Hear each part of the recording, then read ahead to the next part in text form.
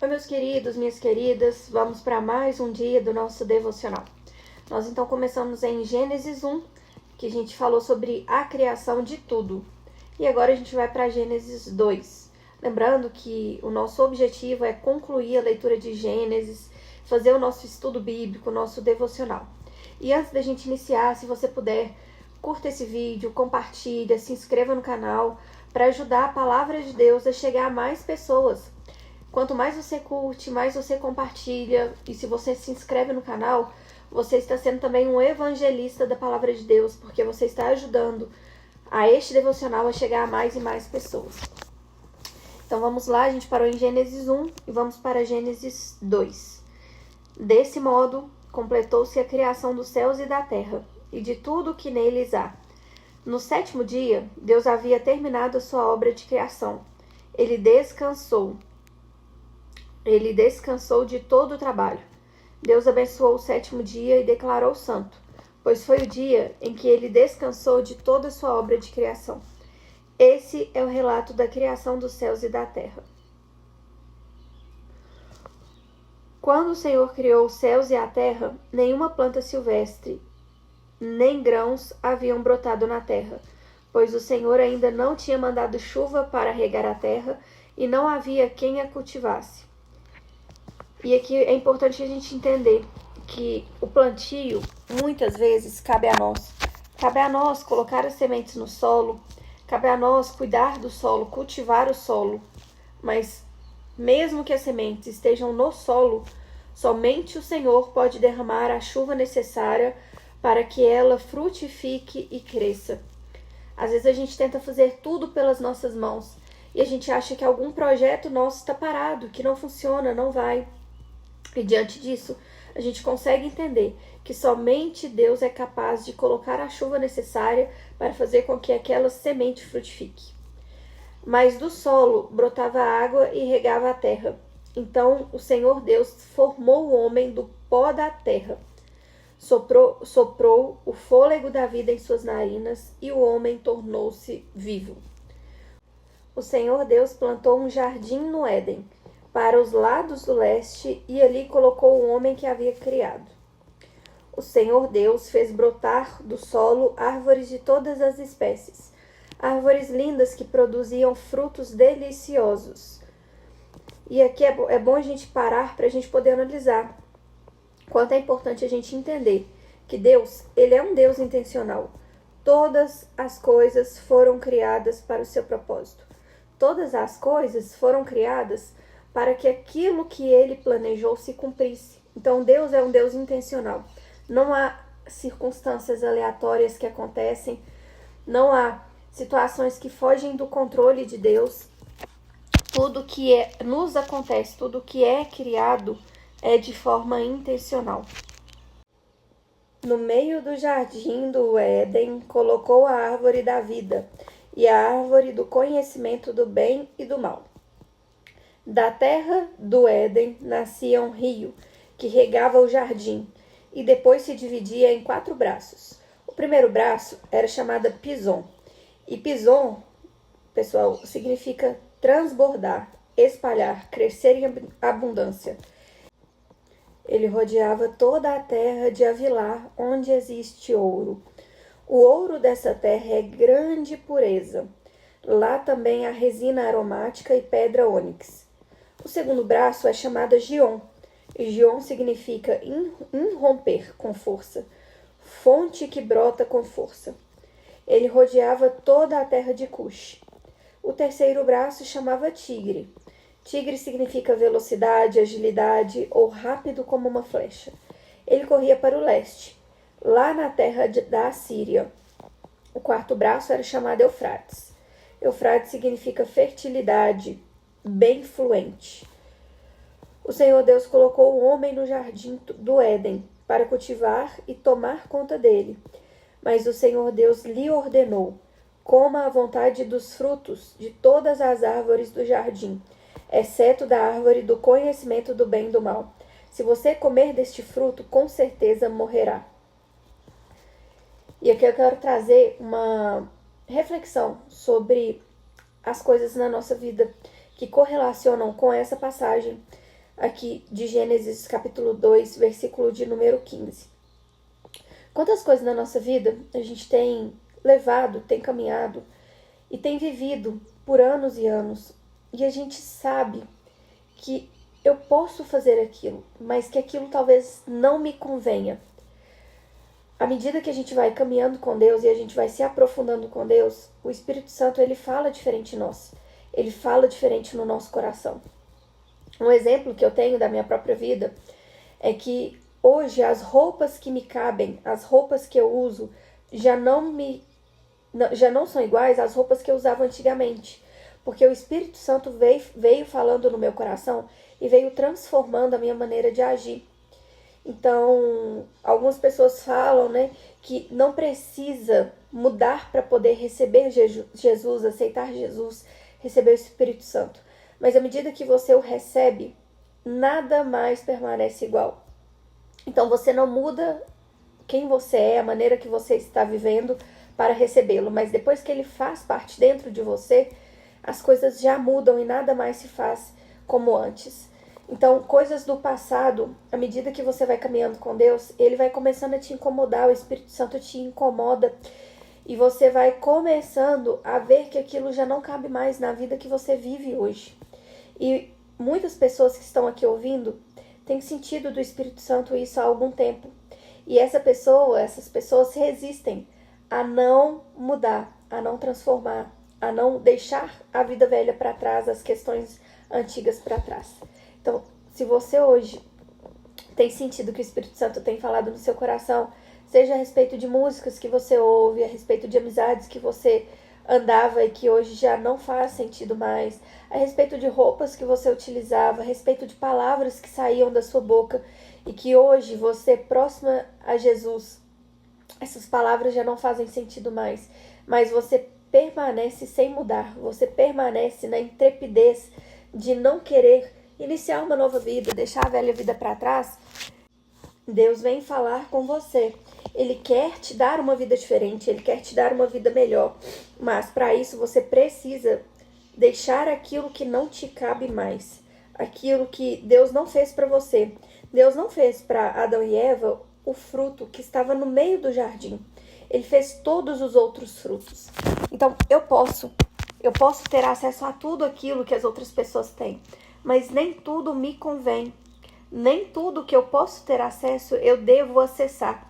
E não é porque eu estou abrindo mão por Deus, não. É porque eu amo de tal maneira que eu prefiro ouvir aquilo que Ele tem me falado, porque eu sei que vai ser melhor para mim. Então, se você hoje está ali em cima do muro para poder deixar algumas coisas para trás, essa mensagem ela vem para poder tirar toda a dúvida do seu coração e te ajudar a decidir, a iniciar uma nova fase, iniciar uma nova vida, deixando aquilo que já não te cabe mais para trás. Vamos continuar então em Gênesis 2, verso de número 18. O Senhor Deus disse: não é bom que o homem esteja sozinho. Farei alguém que o ajude e o complete. E aqui a gente começa a entender qual que é o papel da mulher dentro do casamento. Ela é ajudadora, ela veio para completar. A gente sabe, nós que somos mulheres, que nós somos o termômetro da casa. Se nós estamos felizes, nós conseguimos fazer a casa toda ficar feliz. Se nós estamos tristes, abatidas, irritadas, parece que contagia. Parece que as outras pessoas que estão ali, elas acabam por ficar irritadas também, nervosas também. Então nós viemos para dar a completude da nossa casa. Os detalhes são nossos, nós somos as ajudadoras. O Senhor Deus formou da terra todos os animais selvagens, todas as aves do céu. Trouxe-os ao homem para ver como os chamaria. E aqui é tão lindo de ouvir essa frase, né? Deus trouxe ao homem os animais selvagens e todas as aves do céu e todos os animais da terra para ver como ele os chamaria. Deus se importa com a nossa opinião. Ele importa com aquilo que a gente acha sobre aquilo que Deus criou. Tanto que é lindo, né, ouvir sobre isso. E é bom a gente ouvir para a gente poder entender que Deus é um Deus relacional. Ele não é um Deus distante. Quando eu comecei minha caminhada, eu tinha uma visão de que Deus era um Deus muito distante e que eu não era nem digna de chegar até Ele, que eu deveria falar por intermédio, que eu não poderia chegar a Ele.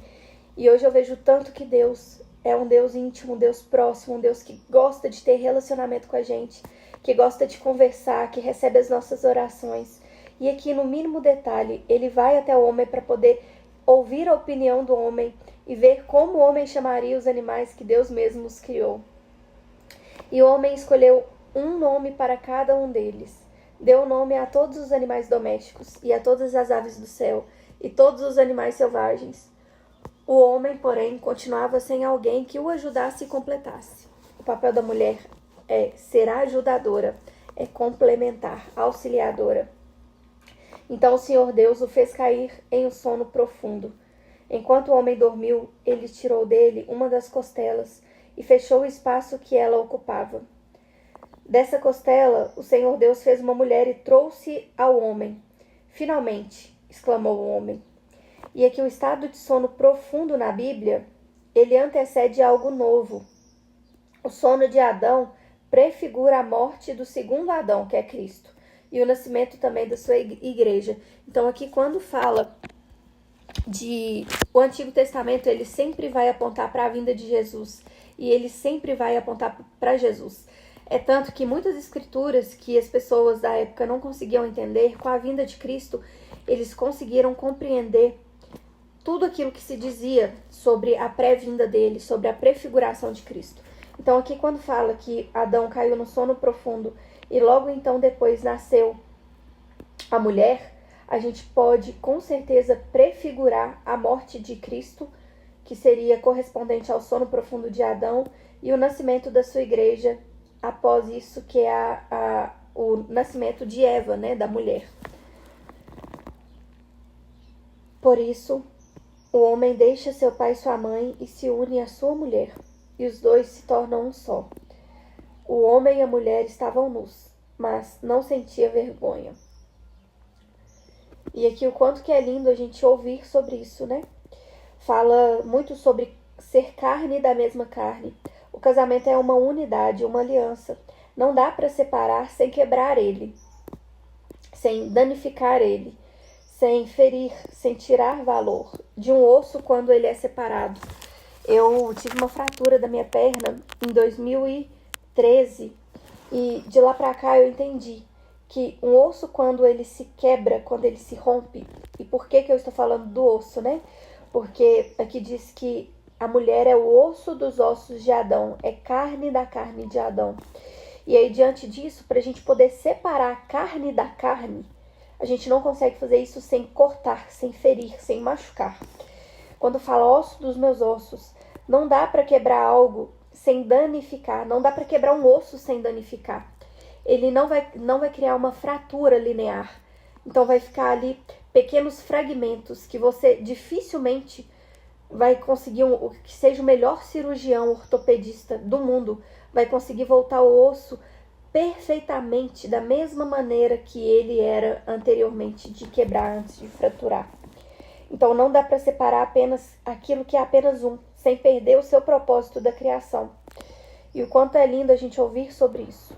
Hoje a gente tem visto um aumento grande no número de divórcios, porque as pessoas estão cada vez mais pensando nelas, pensando na individualidade, pensando na felicidade individual. Mas quando a gente entende que nós somos apenas um, e aqui eu não estou falando de casamentos que acabam por agressões, casamentos que acabam por conta de sofrimentos, né, no sentido de traições e agressões. Isso você vai conversar com o seu pastor, e o seu pastor vai te orientar sobre isso, o padre da sua igreja vai te orientar sobre o que fazer após uma traição. O que eu estou falando aqui são casamentos que finalizam por egoísmo mesmo. Eu quero ser feliz e vou ser feliz na minha individualidade e não vou abrir mão de quem eu sou. Essas pessoas que separam, que terminam um casamento por isso, eles não entenderam que a partir do momento que essa pessoa se casou, ela é uma só carne. Não dá para separar aquilo que é uma só carne. E aqui quando diz que fechou o espaço da costela de Adão, aquele espaço que se ocupava, Mostra também o cuidado de Deus em nos curar, em nos restaurar, em nos deixar pronto de novo, em cuidar daquilo que antes estava ferido, aquela ferida que estava aberta. E aqui fala, né, que Deus fechou o espaço que aquela costela ocupava. Como é bom saber que o nosso Deus é um Deus que cura as nossas feridas, que cura todo aquele espaço vazio que foi criado. Talvez você não teve um pai presente, então não teve uma família presente, mas independente do espaço vazio que havia em seu coração, Deus ele pode ocupar. Ele é seu pai, ele é o seu paizinho. E diante disso você precisa se aproximar dele, se achegar a ele, é tudo que você precisa fazer. Tudo que Deus quer é que a gente se achegue a ele, esteja próximo a ele, porque ele vai curar o que precisa de curar. Ele vai fazer o que precisa de fazer na nossa vida. Ele vai tirar da nossa vida aquilo que precisa de ser tirado. Ele vai trazer a cura e o preenchimento por todos aqueles espaços que estavam vazios, antes, sem vida, sem forma. E a gente finaliza então Gênesis 2. Vamos orar para poder finalizar? Senhor Deus, muito obrigada, Pai, por essa leitura. Obrigada porque aqui em Gênesis 2 você nos mostra que o Senhor é um Deus que se importa com a nossa opinião. O Senhor quer relacionamento conosco, proximidade, intimidade, é tudo que o Senhor busca. O Senhor é um Deus de cura, um Deus que nos ama, e é por isso que a gente quer se achegar cada vez mais ao Senhor, estar mais próximo, mais íntimo. Tira, Senhor, todo bloqueio emocional que tem na nossa mente, para que a gente possa entender a Tua palavra. Tira todo o bloqueio dos nossos olhos e dos nossos ouvidos, para que a Tua palavra que a gente venha a ler, que a gente venha a escutar, seja firmada em nós, através do Espírito Santo, com as Tuas promessas, com aquilo que o Senhor fala sobre nós, quem nós somos, sobre a nossa identidade. Esteja com a gente hoje, independente se a pessoa está escutando esse devocional de dia ou de noite, que o Senhor possa se fazer presente, trazer paz ao coração. Trazer paz, que a Tua palavra traga paz, em saber que a gente tem um Deus, um Pai no céu, que cuida de nós, que nos cura. Cura, Pai, toda ferida emocional, todo espaço que estava vazio, venha sobre nós nesse momento preencher com o Teu amor, com a Tua presença, com o Teu cuidado. E que a gente possa Te sentir hoje, em nome de Jesus. Amém.